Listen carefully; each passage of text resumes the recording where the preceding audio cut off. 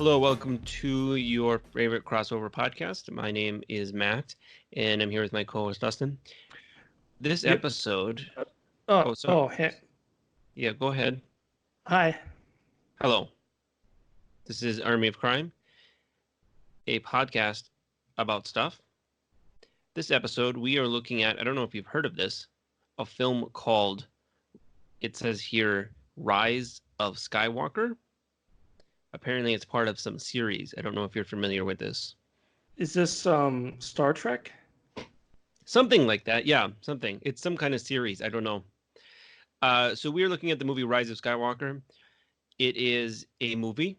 It is the 9th, if you can wrap your brain around this fact, the 9th Star Wars film in the main storyline, the 11th overall live action, big budget Hollywood major release Star Wars film.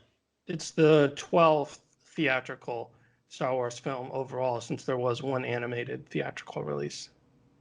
My qualifier, you'll notice my qualifier just had live action in it. Right, but I feel like that's kind of an arbitrary distinction, but go on. Sure. So it's a Star Wars movie. There's a lot of them now, and it's a whole thing.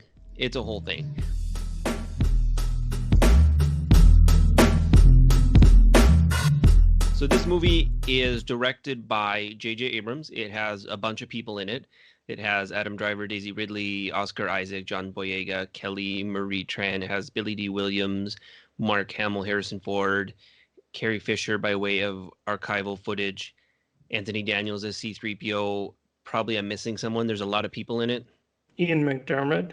As Palpatine, which is in the trailer. We will probably have spoilers for this if you're such a person who worries about such things. I feel like you probably wouldn't be listening to a podcast episode about it if you were trying to avoid spoilers, but there it is, spoilers for all Star Wars that exists. Already seen the movie if you're a person who cared about Star Wars spoilers. Right, but for the record, sure, yes. Usually we don't try and go light spoiler as a philosophical choice, and plus going over plot details is usually like the lowest form of criticism, I feel like, but here we are. That's your official disclaimer. So by the time this episode comes out, the movie will probably have been out for about maybe a month and a half-ish, something like that. We both have seen this movie. What did you think of the 9th Star Wars film in the main Skywalker saga? Dustin, go. Give me your take. So Star Wars Episode 9, The Rise of Skywalker, is the end of the third Star Wars trilogy, the sequel trilogy. And I would say that it is one of the weakest Star Wars films overall. There's a lot of, I think, glaring issues that this film has. Primarily concerned with, it's just like a really bizarre, regressive, overstuffed film that's trying to please everyone and do everything. It has like what feels like 12 hours worth of plot, like frantically jammed into a 2.5 hour film. And to go with that, it's also attempting to undo a bunch of stuff that happened in the previous Star Wars films, which is extremely bizarre and like wrong-headed. Overall, it's just like a mess. I don't think it really works at all. It's one of the weaker films in the Star Wars series. For me, it's the only one that I would say is really worse is Attack of the Clones, which has a glaring like black hole of charisma at the center involving a relationship between Hayden Christensen and Natalie Portman. There's nothing in this film that's quite that bad, but overall, it just like really does not gel whatsoever. So you're ranking it all the way towards the bottom. Yeah, I don't know that there's that much to recommend about this film. I mean, you listed off all of the charismatic actors that are in this movie, but most of them really don't have all that much to do. There's a lot of like chasing after MacGuffins. And, you know, the best parts of a lot of Star Wars films are when the characters are like in a spaceship together or like just like bantering. And you don't really get a lot of that kind of like character interaction in this because the characters are all fairly static and like none of them really have much of like an arc in this film, unlike the previous two films in this trilogy. And they're all basically focused on chasing whatever the next plot device is. So Yeah, there's not really a lot to recommend in this film. It's just kind of a mess. It's really disappointing, to be honest. Okay. I did like this movie. I did have a mixed reaction to it. I think there are some things to recommend about it. There are some things I would recommend about it. One of those things I would recommend, there's a man in this, there's a guy here who's like carrying this movie, I feel like, on his hefty masculine shoulders. And that person's name is Adam Driver, who I think really sells a lot of this. I think his character arc, you mentioned there's not a lot of arcs in this movie. He does have a character arc, structurally placed kind of weird in the movie, but I think his character arc is worthwhile. I think that's a good character. I think he's kind of the heart of the movie, I guess. He's the most important part of it that does work is Adam Driver as Kylo Ren. Would you agree with that at least? Adam Driver is a great actor, and he can spin gold out of anything. So yeah, I mean, if there was a reason to watch this movie, it would be because of him. However, what I would say is that J.J. Abrams has this established thing that I don't really understand, where he makes Star Wars movies that intentionally ape plot points from other Star Wars films. He did this with The Force Awakens, and that film basically like copied the structure and a bunch of plot points from the first Star Wars film. And this film takes a similar approach to Return of the Jedi. So anyway, the point of that is that as soon as frame one rolls, you basically know exactly what's going to happen to Kylo Ren because his J.J. Abrams has decided that his character arc in this series should echo Darth Vader. So I feel like that kind of blunts part of the interest in that character. Because even though, Adam Driver is a great actor, there's not really any surprises as to what happens with this character. It all just kind of plays out exactly as you would expect from, knowing that it's going to copy Return of the Jedi. There's a Yeah, real lack of originality going on and a real lack of surprises. It just is really like we're going through the motions to get like a Pavlovian response from the hardcore fans. yeah, I guess I don't necessarily disagree with the somewhat derivative plot elements. You're talking about Kylo Ren's character arc. I just the scenes in this movie that I like. There are scenes that I like in this movie, and I think the movie really starts when they're in the ruins of the second Death Star, and I don't know if that strikes you as one of those derivative things. I kind of like the Yeah. so you were not on board with them going to the second Death Star at all? Well, in the previous Star Wars film, there was a line of dialogue where Kylo Ren says, "You have to let the past die and kill it if you have to." And as an ethos in that film, it kind of meant sort of like forging ahead and having characters change and have to like reckon with difficult things. And in this film, it's everything is all about looking back and going backwards. So going back to stuff from previous movies is not really that interesting to me. Okay. I did like the visual. Like there's this visual conceit of them like battling in the wreckage of the Empire, like in this surrounded by all these ruins and stuff, like the shadows are crowding in around them and they're that scene I like that when they're on Endor and I like basically all the interactions between those two characters. So I think the heart of the movie is Kylo Ren and Daisy Ridley's character, Adam Driver and Daisy Ridley's characters, is I think really the heart of the movie. And when they kind of interact off of each other, I feel like that works, and I do like that. I think, Adam Driver, he does a tremendous job in this movie, and it's not the thing that he's doing is not in the dialogue. It's like he's bringing everything. He's like bringing all like these facial expressions and like the way he walks.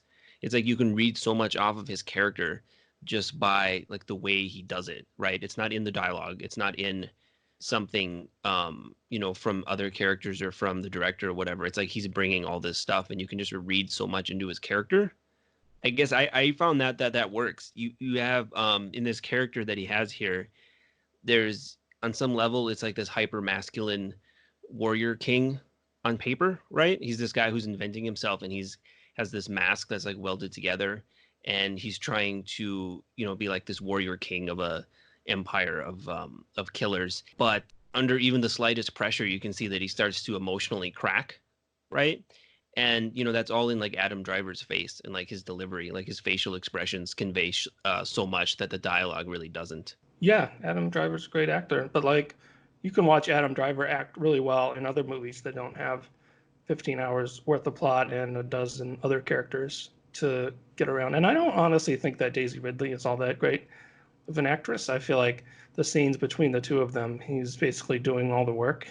But I don't. I found their interactions to be much more interesting in the previous Star Wars film. I'm not sure Yeah. here that Yeah. it doesn't work as well.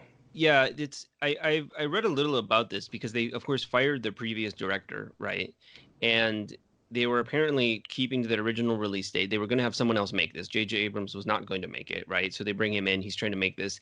It does end up feeling like kind of a jumble, and you can't help but wonder what would happen in an alternate universe where they just had a fresh start and someone else making this, because in many ways like you said, the plot is kind of a jumble. It's like all over the place. There's a lot of time spent, churning through. There's a lot of screen time spent chasing things. They're being chased. They're chasing people. Um, and I suppose he's trying to keep this sense of momentum going, right? Like some kind of energy. But it ends up just feeling like a bunch of puzzle pieces being filled in. And I watched recently another movie that's also made by J.J. Abrams. That's also a Star Wars movie, right? The Force Awakens, which, as you mentioned, does have some derivative kind of plot elements. But I feel like that movie works. I think it works, and I think that there's a lot of chasing in that, but it feels a lot more streamlined, whereas this feels kind of all over the place.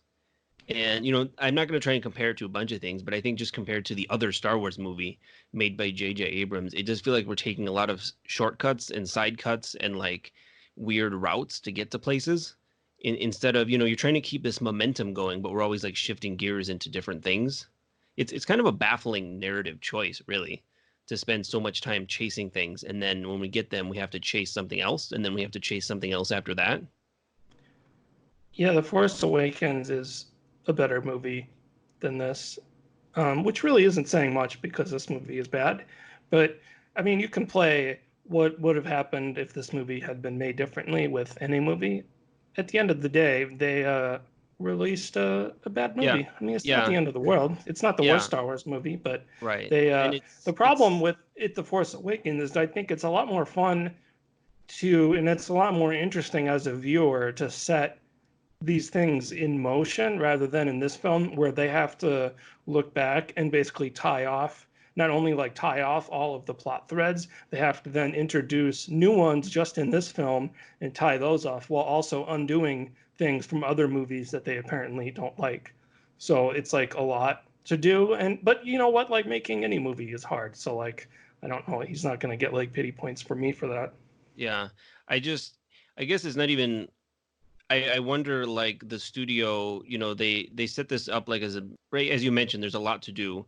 It's the ninth part of a series, ostensibly. They were apparently like editing the movie and doing post production while they were shooting it, and there was like a 4 hour cut originally.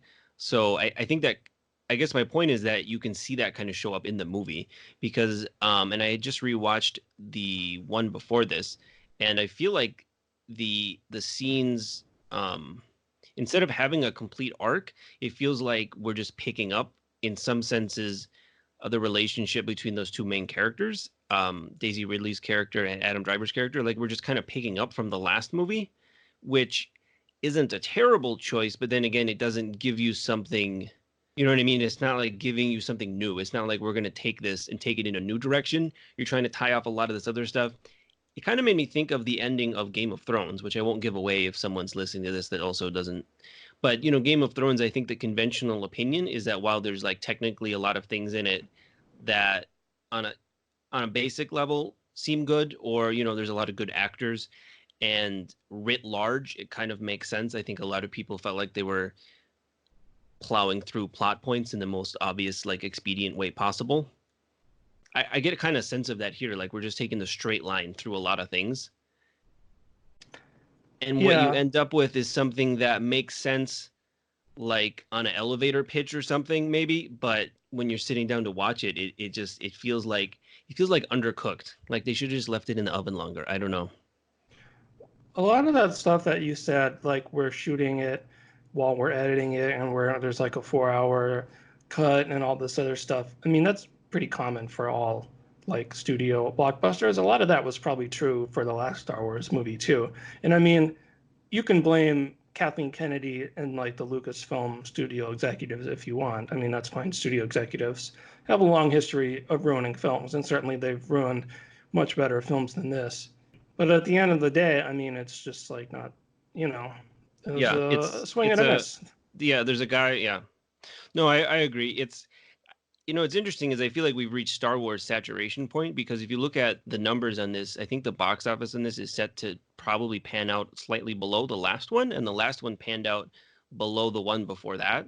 So I think we've reached like Star Wars saturation. I think it might be possible that Star Wars needs to take a nap for a while. I think Star Wars is tired. Star Wars needs to take a little Betty bed. Well, I think what happened was, and this started this is just my autopsy of the Star Wars film series, but with Return of the Jedi, I think a fatal case of sequelitis set into this series. And from basically that point forward, it became all about servicing the franchise and the continuity and linking plot points and characters together and sort of like building out this like fictional world, this piece of intellectual property. Because I don't know, that's how I feel about the Star Wars series, and I think that's especially evident in these like Disney Star Wars films, in the way that it's very much like here is an entry in this series rather than like a movie. I mean, The Last Jedi would be kind of an exception to this, but the rest of these all feel like they started life in a stockholders meeting and have been, micromanaged to death by a room full of studio executives. Which a lot of terrible films come out that start in stockholders meetings and get micromanaged to death by studio executives. So it's not like that's really that remarkable of a thing. One Yeah, thing that I did want to talk about, which I think is really stupid in this movie, is the previous Star Wars film had this really interesting angle where instead of like calling back to the original Star Wars trilogy, which had these big plot reveals of characters being related to each other, they revealed that the main character's heritage was actually not important at all, and she was just like nobody from nowhere. And with the idea being that like anybody can be a hero, and it's not just about having a famous name or having an important bloodline. Is not what like makes you important. And then in this movie, they very clumsily and very clearly go back and retcon that and decide, no, in fact, Rey does have famous parents and has a famous bloodline, and they make her the granddaughter of the bad guy from the previous Star Wars movies, Emperor Palpatine, which I thought was really idiotic and just like some blatant like attempts at like fan service that just did not work at all. yeah, it feels like a very baffling choice, right? There's only so much screen time in the world, and we spend a lot of screen time, as you mentioned, chasing MacGuffins, chasing plot devices, and and then yeah, we're going to spend more screen time going back and trying to fiddle with the previous movie. I agree. It's a baffling choice. I guess they didn't ruin it for me because maybe just because I expected it. I don't know, but it is a weird choice. It is a very odd, like that you would spend screen time doing that. It's not like you get to make, there's, I say there's 9 of them, but there's not like a Star Wars movie coming out every day and getting a chance to make a Star Wars movie. It just seems like a baffling choice, I guess, to say I'm going to make a Star Wars movie, but first I'm going to go back and fiddle with the previous one. I agree it's a baffling choice. I did still overall like this movie, but I think it is the weakest of the 3 most recent ones. Well, I think And what's going on here is that J.J. Abrams is relying on like plot twists and like shocking reveals to really like goose this thing along. Like there's a part in the movie where they trick you into thinking that Chewbacca is dead, and then like 20 minutes later they're like, "Oh, I guess he was on a different ship," and then he's like still alive.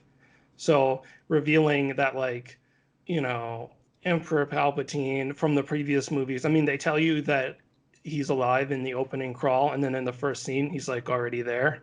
And then later they're like, yeah, Rey is related to him, and then they resolve that by the end of the film. It just seems like they're, rather than like giving these characters like really interesting things to do, we send them off to chase MacGuffins and then layer in like some shocking twists to keep people interested.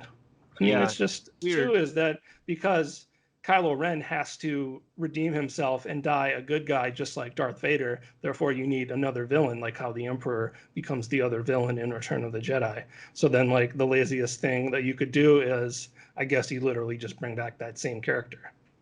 Yeah. And you know what's weird? So what's weird to me is, you know what movie did that much better? Was The Force Awakens, also made by J.J. Abrams. Because in that movie, they're chasing something. It's one, first of all, it's one thing they chase throughout the whole movie. And there is like a reveal built in, but it doesn't feel like a weird like trick. Like it's just kind of given to you in some dialogue, and it's kind of expected, right? And here it's like the same things are being done, but they're being done much less well. And I don't know why. Yeah, there's a fake death. There's like two fake deaths in this movie, which is a weird plot device to use and then take back like 10 minutes later. It's like there's just this relentless desire to push the plot forward at all costs.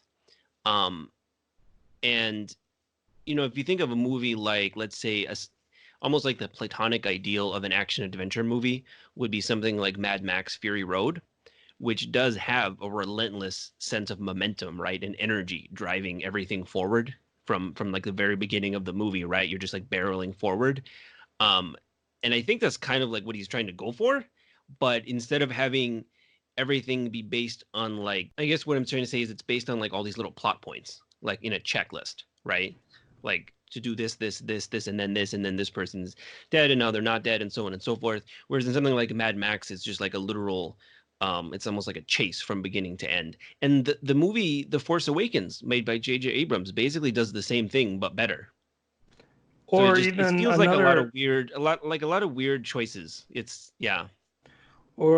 Star Wars movie like The Empire Strikes Back has like the majority of that film, or like a big chunk of that film, involves the heroes getting chased across the galaxy by the bad guys. But what makes that more interesting is that the heroes have time to interact. So you can get like these great like character interactions between these actors, and the heroes Right. also, change over the course of the adventure. Whereas in this movie, the characters are all static and they have no time to like interact in any interesting way because they're so like frantically going from chasing one MacGuffin and then the next. Right, which is again something J.J. Abrams does better in The Force Awakens. It's not to hark back on that, but that's like it's weird that he made two of these movies, and one of them he's like trying to do the same thing in both, and in one of them I feel like it works, and one it really doesn't. And you mentioned Empire Strikes Back, and almost everybody always picks that as their favorite Star Wars movie, and it's like some kind of Empire Strikes Back curse, right? Because every Star Wars movie wants to be the next Empire Strikes Back, because like even in Return of the Jedi, we're start throwing out the plot twists and ever since then, everybody wants to throw out the plot twists, and it's like a curse. That's It's what like the I'm. Empire Strikes Back curse. That's what I'm saying. At Return of the Jedi, that's where the sequelitis set in, and now it's all about, Right. and it's interesting too because in when they made Empire Strikes Back, Irvin Kershner shot it in so he didn't shoot conventional master shots and coverage. He shot it in like a very specific way of just picking the pieces that he wanted, so it could only be edited. The scenes could only be edited together in a specific way. And then when George Lucas hired Richard Marquand to direct Return of the Jedi, he basically forbid him from working in that way and was like, you have to shoot master shots in coverage so that then George Lucas himself could go into the edit and like finish the film. So I think that is the point where like the studio, it went less from being like a director driven film to like more of a producer studio driven series. And I feel like that, I mean, the prequels are this different thing because George Lucas is writing, directing, and producing them, and he has complete creative control. But that's a whole other, I think, can of worms of what went wrong there.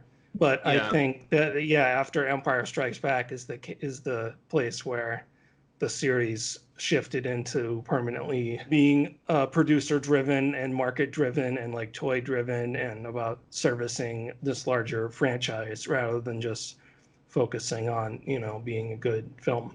Yeah, and I think most, and I would most Star Wars fans, I don't know if all, most would agree. Return of the Jedi still works as a movie. It's still like a good movie, but you can start to see some of those things, like the cracks are starting to show a little.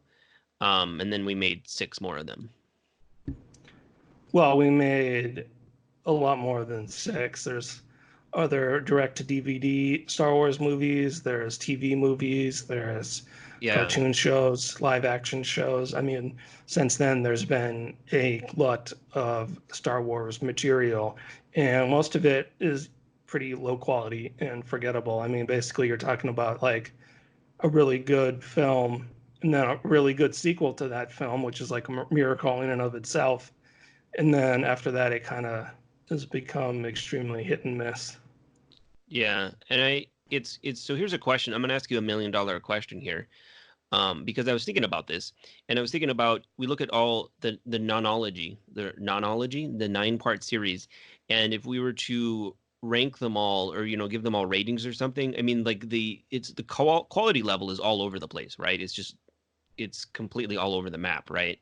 Um, why? And I was like, I still like Star Wars, but like, what is it about Star Wars that everyone likes? Like I said, there's 9 of these movies in the main storyline. As you mentioned, there's piles, oodles, just bajillions of all kinds of other things. And the quality level, can sometimes be all over the map.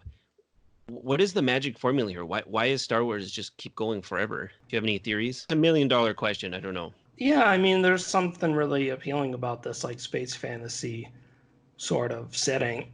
And I suppose part of it is just the basic appeal of, archetypal good versus evil forces. And unlike another fictional universes like Battlestar Galactica or Star Trek, Star Wars is never really all that concerned with politics or actual like space travel and like stuff like that. It's not like real sciencey stuff. It's all about high fantasy and adventure and good versus evil. It really adds to the universal appeal. And part of it too is that just like the original Star Wars film is just like really good.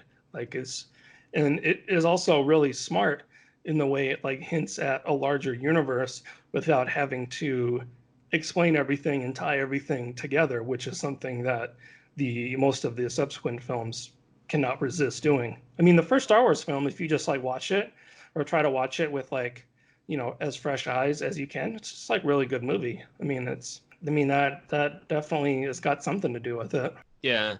If I was going to get my answer, would have something to do with how effortlessly it kind of mixes genres. Because if you look at the original Star Wars movie, it's sort of a Western fantasy. There's like some dueling, and then there's also like some fighter pilot sequences. When you think about it, like out of context, those are some very bizarre elements to sort of mix together, right? If I were to tell you I'm going to make a movie that's like half Western, half fantasy with fighter pilots in it, I mean, that sounds weird, right? And he sort of effortlessly mixes that together. And the Emperor, I really don't mind the Emperor as a villain. He's like a space wizard. He's an old wizard that lives in a space castle or something. It's a very interesting mixture of science fiction and fantasy. So yeah, I think there's something there. It's like George Lucas has this lightning in a bottle the first time around, and it's like some kind of paradox. Like even he can't recreate it when he tries, right? I don't know who can. I don't know. It's like even when he tries and has total creative control, he can't put the lightning in the bottle the second time. Well, the first time, yeah, I mean, the first time he made, I mean, if you go back and watch THX 1138, is a really good, really weird science fiction film. And then he makes American Graffiti, which is also really good. And then he makes Star Wars, which is really good. And then he doesn't, direct another film for like 30 years. So I think, yeah, I mean, there's definitely a difference between being like the young, hungry filmmaker who's trying to meld his interests in, like you said, World War II fighter pilot kind of stories and westerns and samurai films and Flash Gordon into like this new thing. And then, subsequent to that, it's just like its own behemoth, like pop culture behemoth. It's like trying to steer the Titanic. Yeah, and I think, and this actually is one of my complaints. And like I said, I did overall like Rise of Skywalker. I don't really disagree with any of the stuff you're saying. I guess I just feel like, some of the positive elements of it carried it through. But one thing that does bug me, and makes me feel this is a 90-year-old man complaint, so I feel like a 90-year-old man. But like, I feel like movies these days, kids these days, movies these days rely too much on like all this computer generated stuff. And I know that sounds like an old person like complaint or something, like everything is better when it's a practical effect, which isn't necessarily true. But having rewatched the other two sequel movies, Force Awakens, Last Jedi, recently, if you look at the final battle of these movies, right? So each Star Wars movie has like a final battle at the end. And the other final battles in Force Awakens and Last Jedi are like physical things. They take place in like a physical space. You can see characters like personally struggling against each other, right? Like it's real. Like they're sweating, they're like grunting, they're yelling at each other. And in this movie, the final sequence is almost entirely computer generated, and it takes place in like a giant empty space that's like obviously a green screen. And I just think that's part of what's, it's a lot of movies that do that, and I think you can feel the difference. It's hard to put your finger on maybe, but like I feel like that's a difference. That's a negative. Like the final part of this movie is just like CG beams shooting each way. Is the giant blue laser shooting into the sky?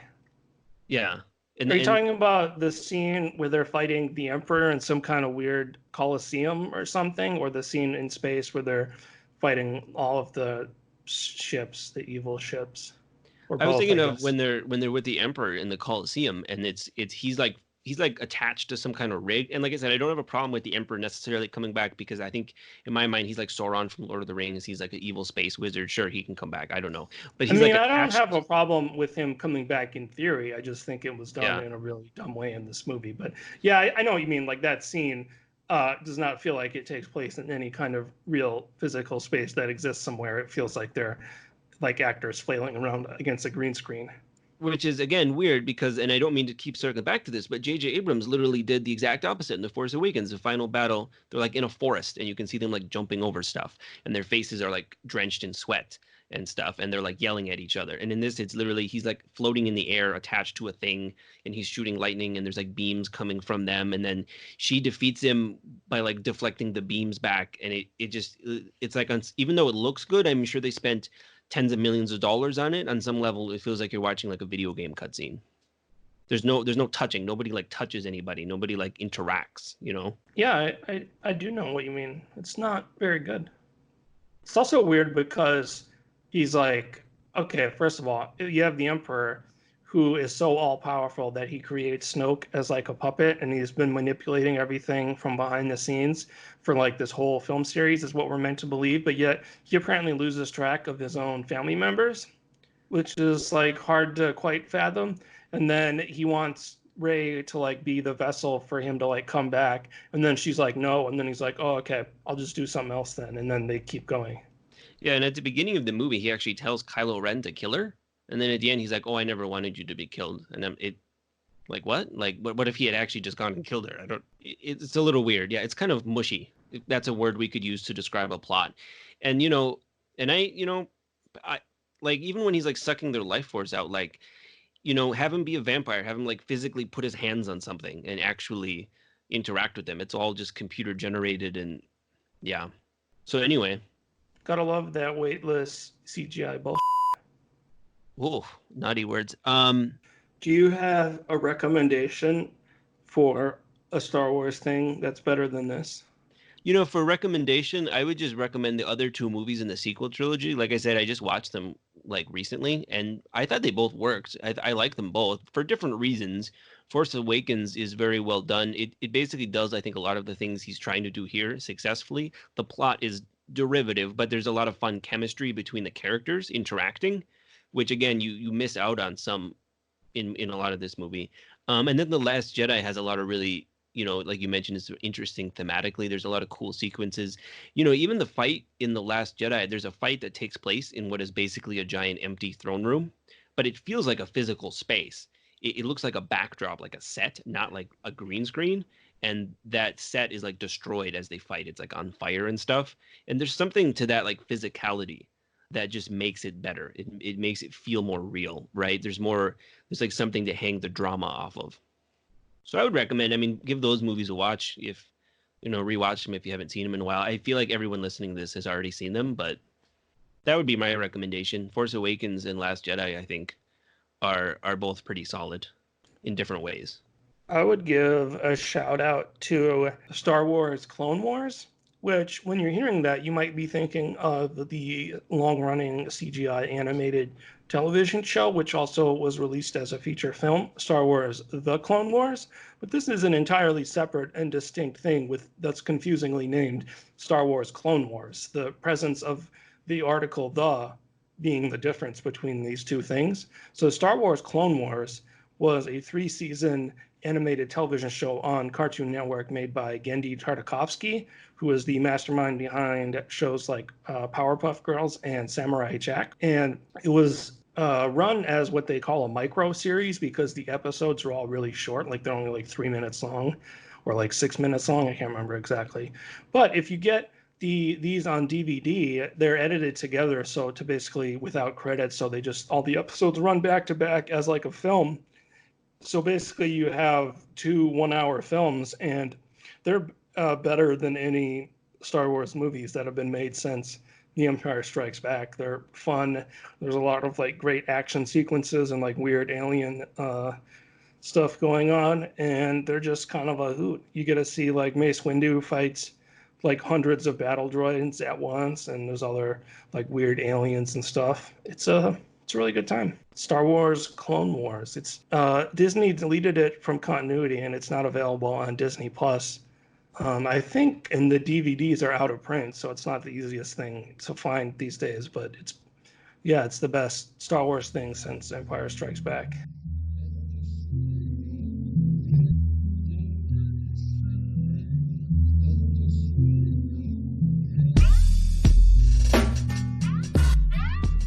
That is technically an episode of a podcast. Our website is armyofcrime.com. I am on Twitter at armyofcrime. Dustin is on Twitter at Dustin44444. You can find us on Twitter. You can leave us a review if you thought our show was interesting, worthwhile, worth listening to, better than listening to White Noise, the bedtime fan app. Give us 5 stars on Apple Podcasts or whatever you get your podcasts on. And in closing, I would just like to say, live long and prosper.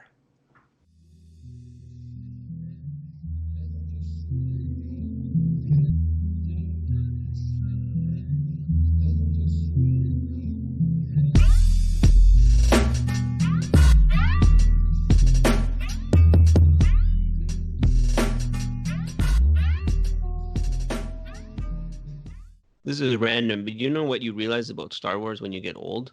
That C-3PO was the best character in a lot of the movies.